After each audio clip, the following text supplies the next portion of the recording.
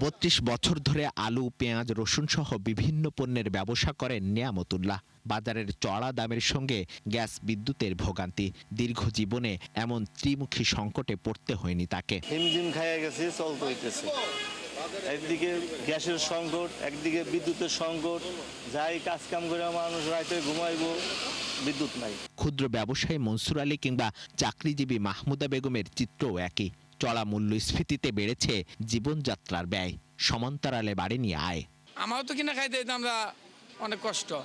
কথা বলছেন না, 100 টাকা, 120 টাকা কেজি, 150 টাকা কেজি। যেখানে আমি 2 কেজি চিংড়ি কিনতাম সেখানে আমি 300 গ্রাম চিংড়ি কিনছি।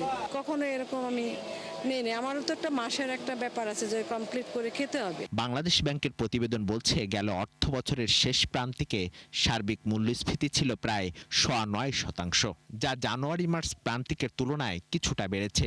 এ সময় জ্বালানি মূল্যস্ফীতি বেড়ে দাঁড়ায় 17%। মূল্যস্ফীতি বৃদ্ধির সবচেয়ে বেশি প্রবণতা দেখা যায় ডিম, মুরগি সহ আমিষ জাতীয় পণ্যে। একই সাথে আগের প্রান্তিকের চেয়ে প্রায় দ্বিগুণ বেশি বাড়ে শাকসবজির দাম, যা 37%-এর ওপরে। এ সময় 9% গড় মূল্যস্ফীতির বিপরীতে কমেছে মজুরি বৃদ্ধির হার। ফলে বিপাকে পড়েছেন সাধারণ মানুষ। মনিটরিং করলে হয়তো কিছুটা একটু নিয়মের ভিতরে থাকতো। এখন যার ইচ্ছা মতো সে বাবা যাইতেছে। মাছের জায়গায় ডালের জায়গায় ভর্তা এইভাবে চলে। এমন অবস্থায় নিত্যপণ্যের দাম স্বাভাবিক রাখতে সরবরাহ আর বাজার ব্যবস্থার উন্নয়নে জোর দেওয়ার পরামর্শ বিশেষজ্ঞদের। পর্যায়ে প্রকিউরমেন্ট থেকে শুরু করে বাজারে সরবরাহ পর্যন্ত পুরো সাপ্লাই চেইনগুলো একক বা অল্প কয়েকজন বড় ব্যবসায়ী এখন নিয়ন্ত্রণ করেন। সেই জায়গাগুলোতে সম্ভবত গভর্নমেন্টের যে মনিটরিং বা কন্ট্রোল, এটা আরও হারিয়েছেন। বড় ব্যবসা কেন্দ্রিক যে কার্টেল হচ্ছে সেগুলোকে ভেঙে দেওয়া, সেখানে ক্ষুদ্র মাঝারি উদ্যোক্তাদেরকে বাজারে সম্পৃক্ত করার সুযোগ, এগুলো না করলে শুধুমাত্র এআই দিয়ে বা শুধুমাত্র কিছু কথা দিয়ে আসলে এই বাজারে এখন পর্যন্ত কোনো প্রভাব ফেলা যায়নি।